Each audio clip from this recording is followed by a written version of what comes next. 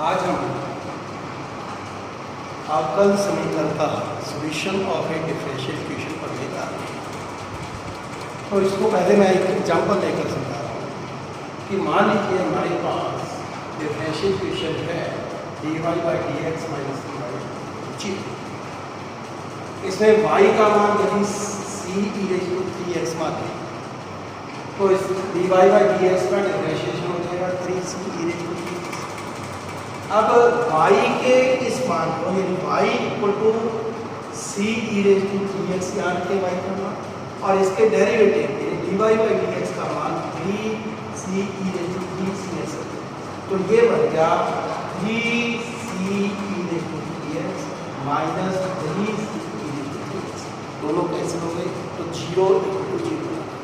तो हम यहाँ देख रहे हैं कि y equal to c e raise to 3x, ये जो फंक्शन है, ये जो फल है या x और y में जो फल है यह है, और इसका जो डेरिवेटिव है वो इस डिफरेंशियल इक्वेशन को सेटिस्फाई करता है।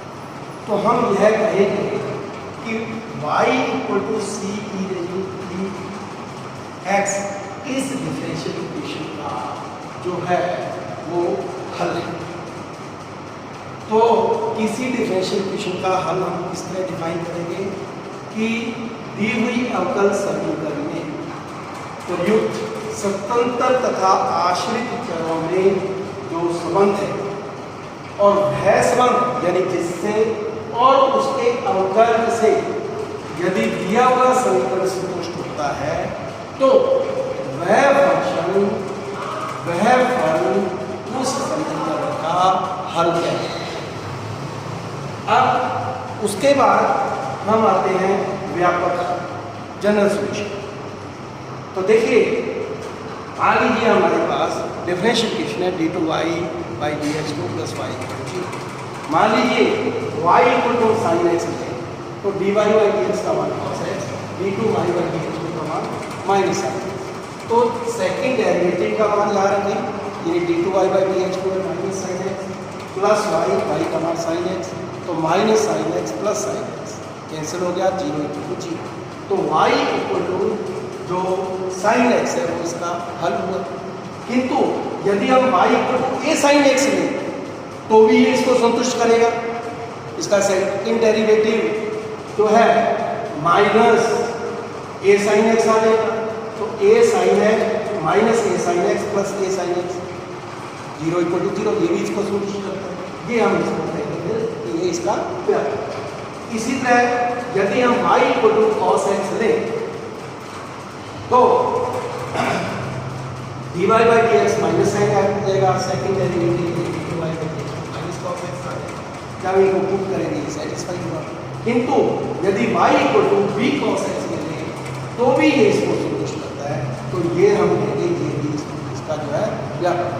किंतु यदि हम y equal to a sin x plus b cos x ले लें तो हम देखेंगे कि इसका फर्स्ट डेरिवेटिव निकालें फिर सेकंड डेरिवेटिव निकालें, तो सेकंड डेरिवेटिव का मान रखें y का मान रखें तो भी ये जो है हल ये इसको संतुष्ट करेगा। तो हम कहेंगे ये और भी अधिक व्यापक हल है।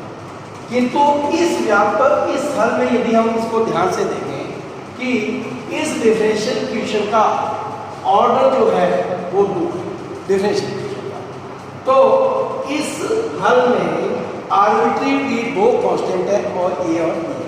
तो इस कारण हम इसको इस डिफरेंशियल इक्वेशन का व्यापक हल यानी जनरल सॉल्यूशन है।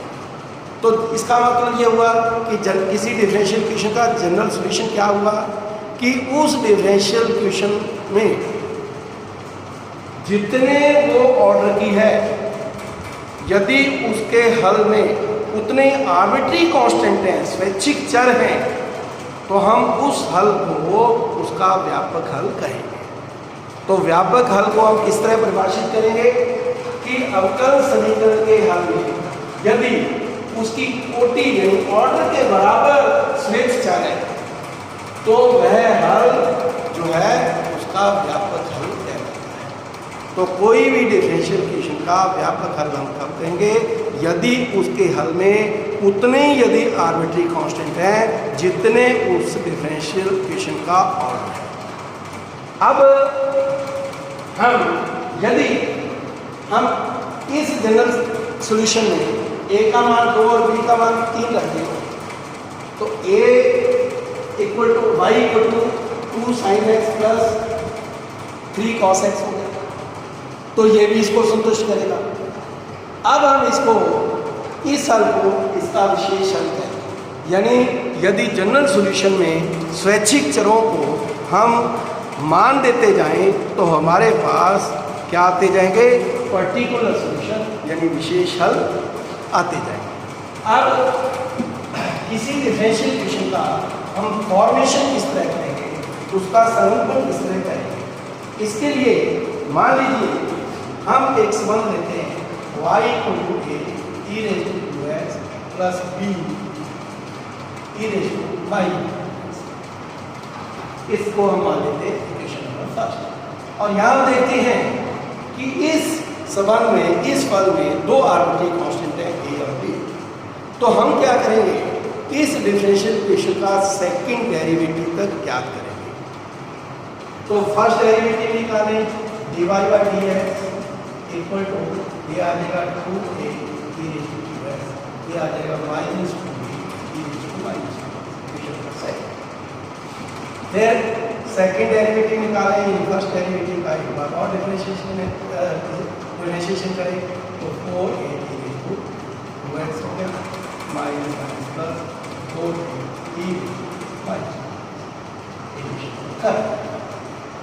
अब इन समीकरणों से हम ये जो दो आर्बिट्री कांस्टेंट है इनका हम विलोपन करेंगे, एलिमिनेशन करेंगे। तो किस तरह कर सकते हैं, यदि हम इक्वेशन 3 को ध्यान से देखें तो d2y by dx equal to 4 common a e raise to 2x plus b e raise to minus, और a e raise to 2x plus b e raise to minus 2x का मान है y, तो इक्वेशन इसको मान लीजिए 4। First and fourth से हमारे पास क्या संबंध आया, d2y by dx equal to 4y, इसका मान y, तो d2y by dx minus 4y।